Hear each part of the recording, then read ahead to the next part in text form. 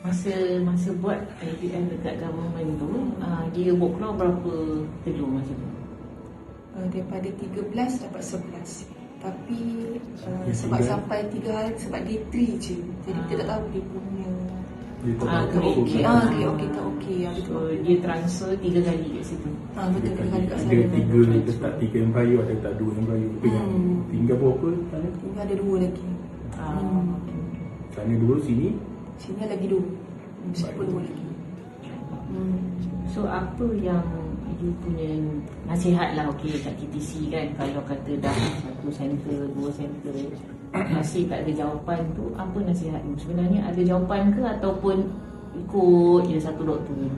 Sebenarnya first kita kalau tak berjaya dekat satu center tu jangan putus asa. Maksudnya kita kena cari, sebab tak dapat jawapan yang dekat sebelum center sebelum ni, kita kena cari doktor yang betul, center yang betul.